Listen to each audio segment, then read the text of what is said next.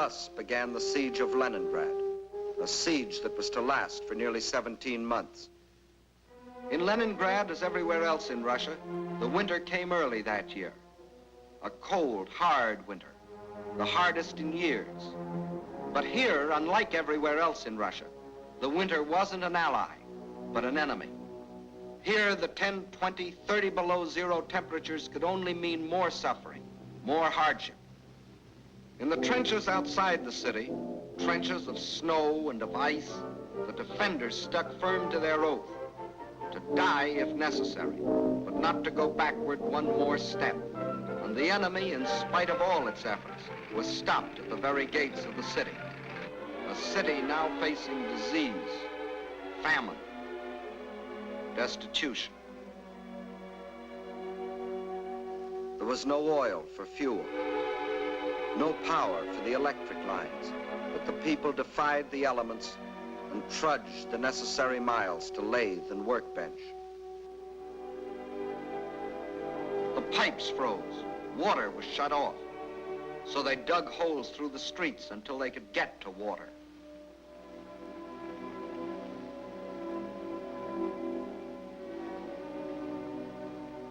There was no food, and the whole city went on starvation ration. A factory worker got 8 ounces of bread a day. Everyone else, child and adult alike, only 4. And to keep the dread enemy of disease from stalking the streets of their city, an army of women worked with shovels, worked with picks in those streets every day, clearing away the rubble, the refuse, the sources of contamination. Bombs from the air couldn't force the defenders of Leningrad to surrender. Winter couldn't do it. Hunger couldn't do it. So the Germans decided to shell them into surrender. For days, long-range guns hurled ton after ton of high explosives into the heart of the city.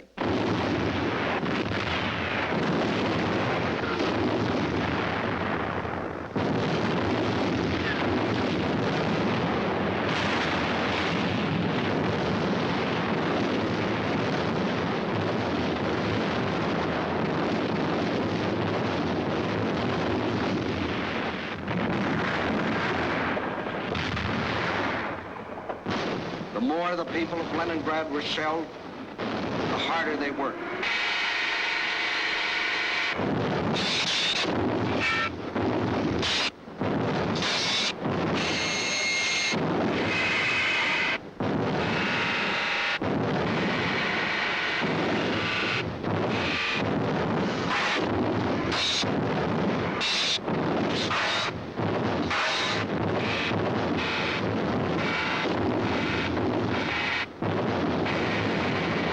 In a rain of high explosives, cut off entirely from the rest of Russia, with only their own hands to depend on, their determination never faltered. Every day, more people died of cold, disease, hunger. This was Leningrad in its darkest hour.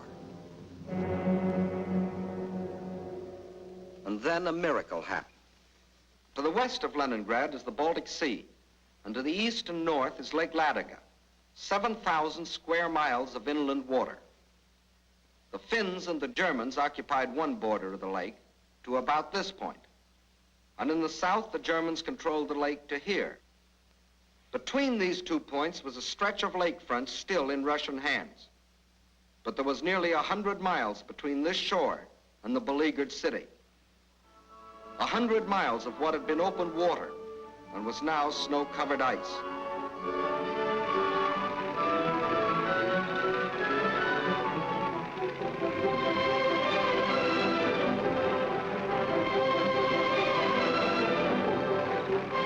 Across this frozen surface now went tractors, sledges, carving a road across the lake. And soon across this highway, from the far side of the lake, poured a stream of trucks, bringing in food, oil, grain, fuel, truckload after truckload of fresh life for the people of the city. Too late, the Germans discovered that they had left one avenue of rescue open.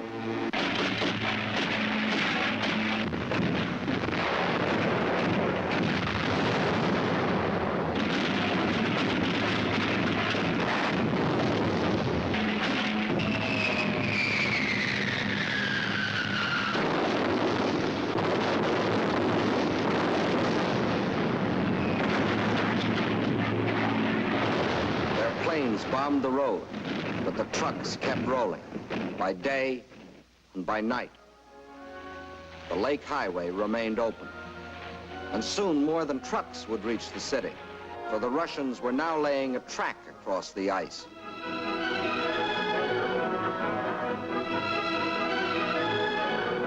To the heroes of Leningrad, says the inscription on this locomotive as it starts its pioneer voyage. From the far shore of the lake, it brings food, medicine, supplies of all kinds. Across the lake and into Leningrad, this train is but the first of many.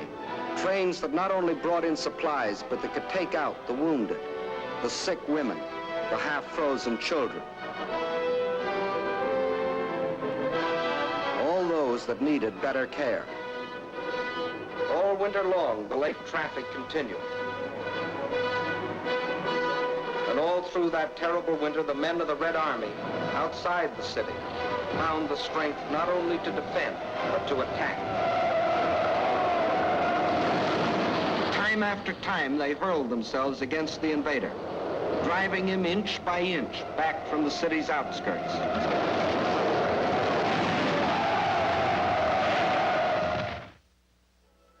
And then spring came. Spring.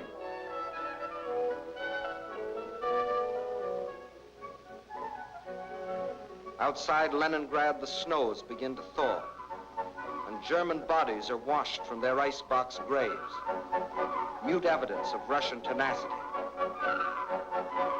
The warm breath of spring is felt, too, on the frozen surface of Lake Ladoga, but the trucks continue to roll, even though the ice is melting beneath them.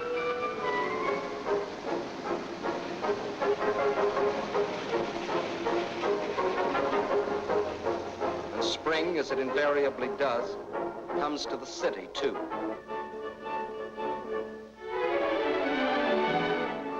But spring is more than a new season to the people of Leningrad.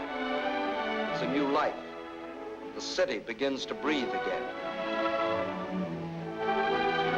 For the first time in months, the trolleys ran.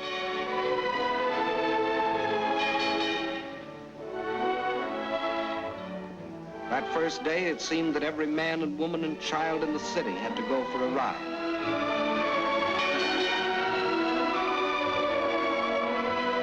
This was life again. Life for the Leningrad children that weren't killed by Nazi bombs or by the horrible winter. Life for the Russian WWIIs, the women of the Red Army. And for the Russian waves, the women of the Red Fleet. And for the sailors of the fleet themselves, the artists of the famous ballet theater have come to offer entertainment.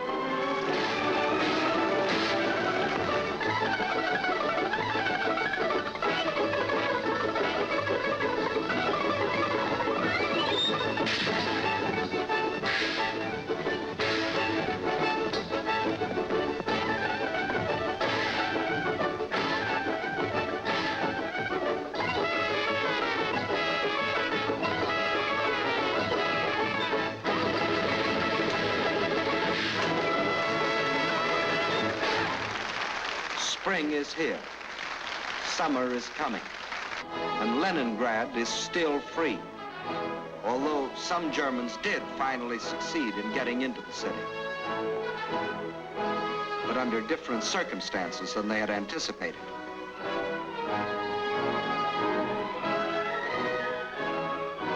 Yes, here too the legend of Nazi invincibility was shattered against the iron will and courage of a determined people. The citizens of Leningrad have proved that generals may win campaigns, But people win wars.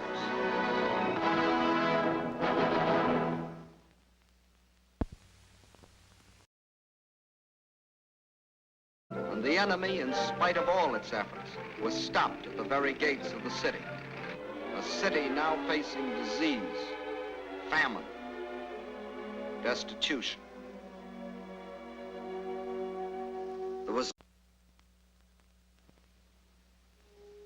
Thus began the siege of Leningrad, a siege that was to last for nearly 17 months. In Leningrad, as everywhere else in Russia, the winter came early that year. More suffering, more hardship. In the trenches outside the city, trenches of snow and of ice, the defenders stuck firm to their oath, to die if necessary, but not to go backward one more step. No oil for fuel, no power for the electric lines, but the people defied the elements and trudged the necessary miles to lathe and workbench. A cold, hard winter, the hardest in years. But here, unlike everywhere else in Russia, the winter wasn't an ally, but an enemy. Here, the 10, 20, 30 below zero temperatures could only mean more